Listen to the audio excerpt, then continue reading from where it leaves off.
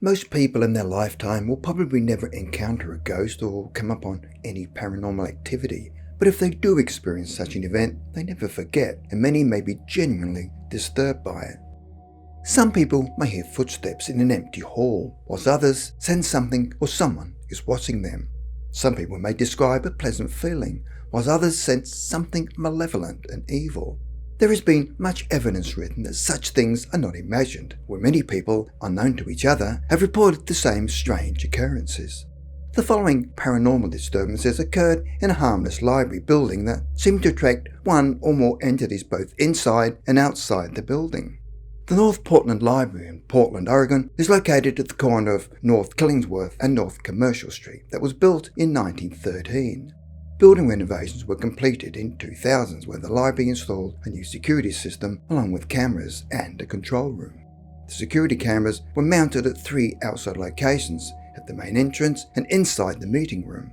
The monitor viewed frames from the output of each camera in sequence. It was after the installation of the cameras that strange activity began. In December 2000, and a short time after the renovations had been completed, 2 security guards were about to step out to buy a drink from the vending machine when something on the monitor at the main desk had caught their attention.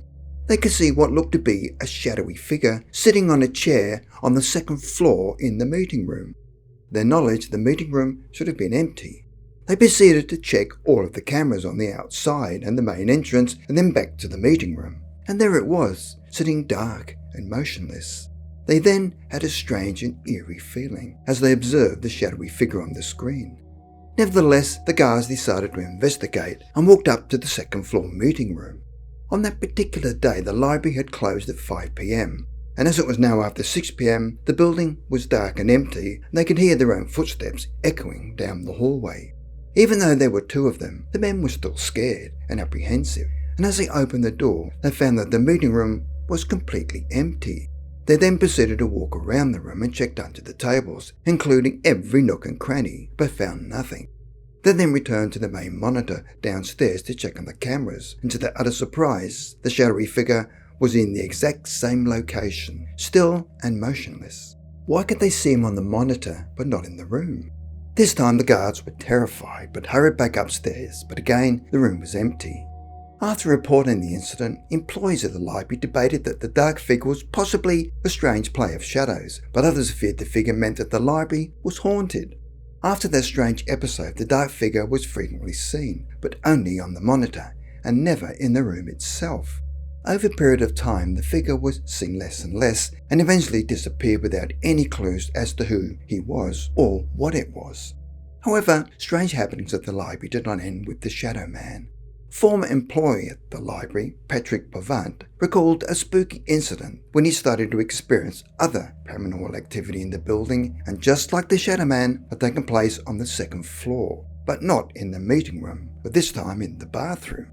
The bathroom had 2 hand dryers, but one of the dryers in particular appeared to have a mind of its own and would occasionally turn on by itself at random intervals. What spooked Patrick most was that it would happen when he was using the bathroom. Initially he believed it was just malfunctioning and reported it to maintenance, but each time it was repaired it would continue to go off randomly, and they even installed a new dryer, but it continued to turn itself on. Had that mysterious shadow now left the meeting room and entered the bathroom, or was this a different entity? Now believing something supernatural was involved, he decided to play games with whatever was causing the dryer to turn on and off, and asked it to switch on. To his amazement, it actually turned on, and thought it was too much of a coincidence. One lunchtime, Patrick walked into the bathroom and again asked the dryer to turn itself on, but on this occasion it did not work. He then said out loud, "I bet you 1 nickel you will not turn on," and again, nothing happened. After drying his hands, he went back to his work desk, and there on the table was 1 nickel. Eventually word had gotten around about the haunted library, and one day some students from nearby Jefferson High School came into the library and wanted information on any paranormal activity for a school project they were doing. Patrick took them upstairs to the bathroom, and after opening the door, pointed to the dryer that liked to turn itself on by itself. The very moment that it uttered the words, the dryer went off all on its own. The students fled the bathroom terrified. At least the students had got what they came for. However, it appears that not all the strange activity was taking place inside the building. Another ex-employee said that if a person were to walk along the path on Commercial Street from the library to Jefferson High School at around 2 a.m. in the morning, they were guaranteed to hear footsteps walking towards and then around them.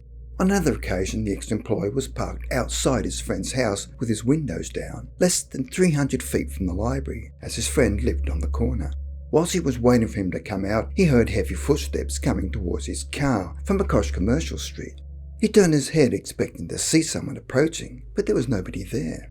Petrified, he quickly rolled up the car window and started the engine, while at the same time beeping the horn to get his friend to hurry out of the house.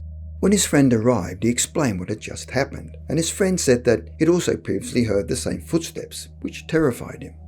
So, could this be related to the strange shadow figure in the library, or is North Bottom Library surrounded by paranormal activity?